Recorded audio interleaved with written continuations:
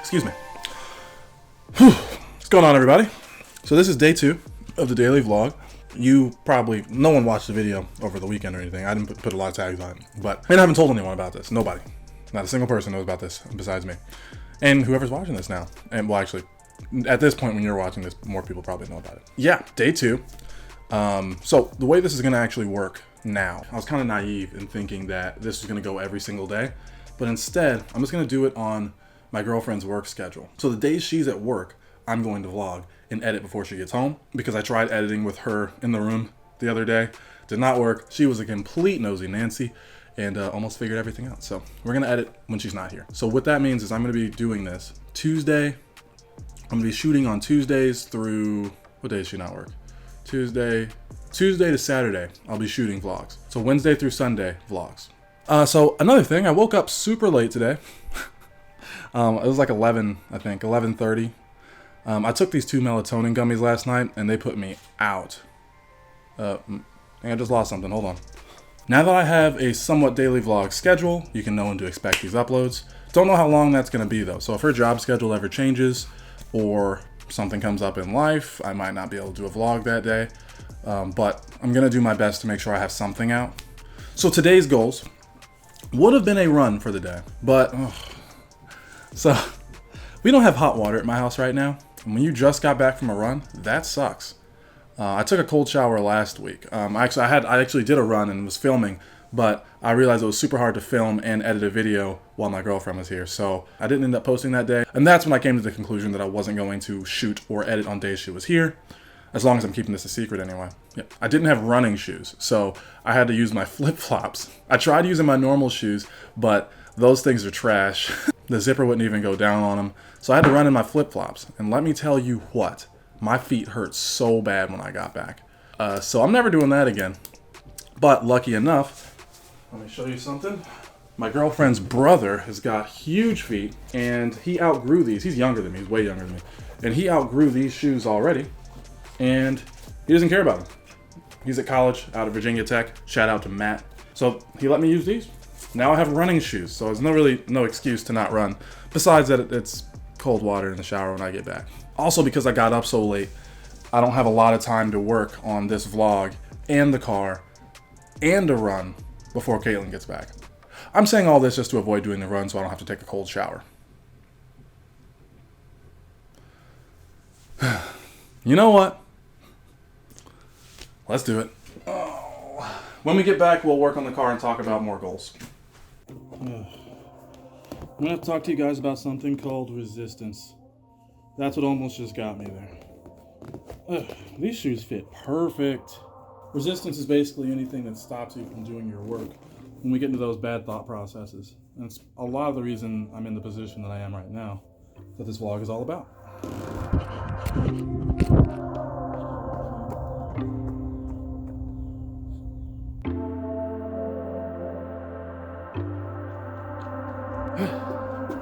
Can't tell I don't run often. So, what I was dealing with back there is called resistance.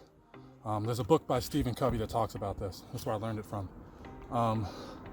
Resistance is, let me let this car go by. So resistance, he calls it, is that voice in your head that talks to you and gives you a bunch of excuses why you can't do the thing that you've been wanting to do, hoping to do. So, like, think about that feeling you get when you're making your New Year's resolution, that feeling you get when the new school year is starting up and you have all those goals and aspirations. So that's one side of your life. Then there's the opposite, the antithesis, or resistance. Beautiful day for a run, but What resistance seeks to do is stop you from doing the things that you find most important. You know how you feel like when you're about to write an essay and every word you type is like running a marathon? For me, this run was very daunting. I have a cold shower to look forward to when I get back. That's not fun, but it's a shower. It won't kill me.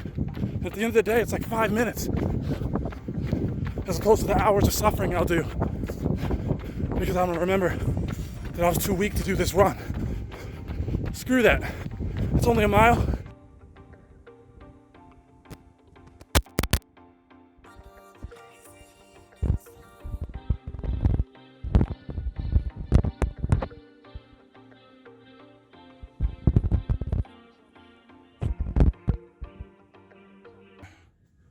I'm back. I'm tired as hell. I ended up talking to that guy for like, that guy being, I don't know if I put that in the vlog, in the running part. There's a guy that ran into me while I was filming that one part on the fence. He ended up talking to me for a while, and I didn't even end up running consistently the whole time. Ugh, but I am sweaty and wet and gross because I had to run double hard on the way home since I stopped for so long. Okay, mile done. And now all that's left is...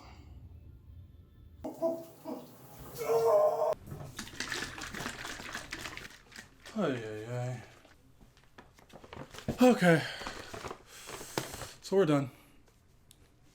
1 mile down, about a mile. But yeah, I filmed B-roll. Ran into this guy. Ended up talking to me about myself. He gave me a palm reading and everything. I didn't even know these things were in my little neighborhood. This guy just randomly out here, the maintenance guy. But yeah, cool run. I did that so I'm not like a hypocrite. Because basically what I was doing is I'm making this whole vlog series to inspire people later when I've found success. And I can't pull punches and not do things just because I'm being lazy. No matter how good the excuse. Everybody has excuses. But the difference between people who achieve their goals and people who don't is the people who find a way to overcome their excuses. Ugh. I usually have to apologize for trying to be motivational, but that's the whole point of these videos. I'm gonna start diving into stuff that I love. You should do the same thing. So I'll ask the question again. What are you hiding from? What are you resisting? Maybe even by watching this video right now. Anyway, while you think about that, continue to watch me. The rest of the day is gonna go as follows. I need to, 1, figure out the tools I'm gonna need to fix my car. And really, I'm just gonna watch a video on somebody replacing the same head gasket on the same engine, which is a very similar engine anyway. And I'm gonna look at all the tools he has. I'm gonna write them down, and I'm gonna make sure I have all those tools, and if I don't, I'm gonna buy them on Amazon. I also need to finish scripting my video for the Kenneth Wayne channel. The video I was just talking about in the last video, the 8 tips, just hit 1 million views. I'm pretty happy about that. I need to post something on that channel. Even though I've only posted 1 video on this channel, I'm a little bit more passionate about it already. Them's the breaks, right? But I'm gonna go ahead and make this next video for them. We're going to, 1, look at the video of the guy changing the head gasket on my engine for my Concorde, the red car I had in my driveway that I put an arrow to in the last video. We're going to get the tools written down, and we're gonna finish scripting the Instagram video for my Kenneth Wayne channel. Let's get it. So what we're looking to do here is find that video for 1. We're gonna write down things from that video that I'm gonna need. Any tools that he uses, I'm gonna make sure I have. Besides like the sockets that are like pressurized and crap like that, I don't have any like equipment for that. I'm just gonna have to do it all by hand. But there's no task that is too great for any person to accomplish. It's just the amount of time that it'll take one person. People typically consider things impossible because it's gonna take like 10 years to do it. It's not impossible. It just takes 10 years. Everything has a price. So it's not whether or not something's impossible, it's whether or not you are willing to pay the price. Shout out to Matt's Motors, cylinder head replacement part 1, 2000 Chrysler 300M, which has the 3.5 liter. Replacing both cylinder heads in this 2000 Chrysler 300M. What we're going to do is disconnect the negative battery cable to 15. Disconnect the negative battery cable, 15 millimeter bolt. I think that's what that means. As you can see, I don't have any experience doing this. I'm going to fast forward this whole clip so you don't have to see me do all this crap, but basically this is what I'm doing. He's going to say that. I'm going to write it down. First, step 1. Now with that written down, don't make fun of my handwriting. With that written down, we now have a way to reference what I'm doing while I work. So that means I won't get lost, and resistance has a little bit less of a chance of getting me off the job because I have a step-by-step guide of a person who actually already did the job that I'm about to do. Even though I have no experience, it's like he's right there guiding me. Now for the fast-forwarded footage with music.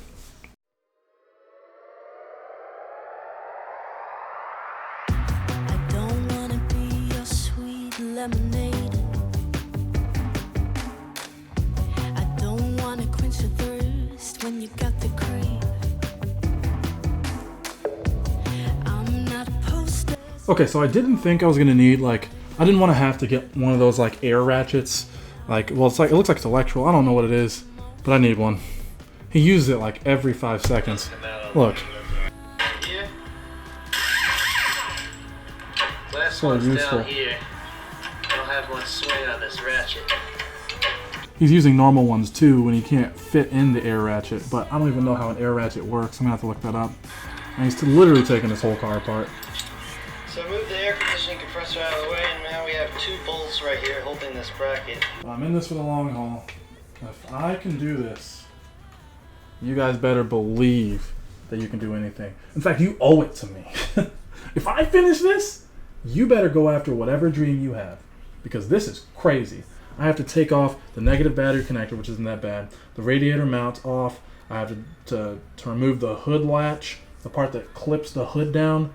I have to take off the radiator fan, the radiator, drive belts, tensioner pulley. I have to take off the timing belt, which is super annoying. The timing belt gives the engine its timing for when it fires and all that crap, and I have to know how to put that back on. Taking this apart isn't the scary part. I can take anything apart. Putting it back together in a way so it works long term is terrifying. And as I watch this, I need this list, and I need to be organized. If I'm not organized when I do this, I'm going to end up putting the car back together in a way that it starts for a second and then blows up while I'm on 95. So, I don't want that to be this kind of video. I don't want people to point back at this video and say, don't fix cars, and then it becomes a helpless, hopeless kind of thing rather than something that's inspirational.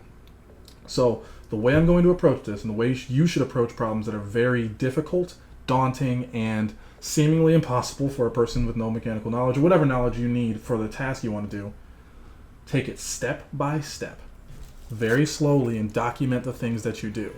And then in reverse order, when you need to put everything back together, slowly take your time and document the things. Well, on the way down, while you're taking things apart, document everything you did, things that broke, things that were broken when you took it off and need to be replaced, things that were cleaned, document all that. And then when you're putting it back together, go back up the list in reverse order and put everything you found back. Put it all back where it came from. And that's going to be very tedious. This is going to take me multiple days. I don't even know if I'm going to have this done by vlog 10. But once it's done, I'm going to be on the mountain. Because in this process, I'm replacing my radiator. The radiator fan will probably stay the same. I think that one still works. So I'm going to replace the radiator, the upper and lower radiator hose, my head gaskets, and my alternator. I'm going to buy a new alternator too. And the alternator is being funny. So all those will be replaced. And with that, the car should be fine. My transmission was golden before I did anything. At least I think it is. I mean, it shifts. It's an automatic transmission. As long as it shifts, I don't care. But yeah, I was just giving you an update on how scared this is. I'm scared I am of this. Okay, back to learning.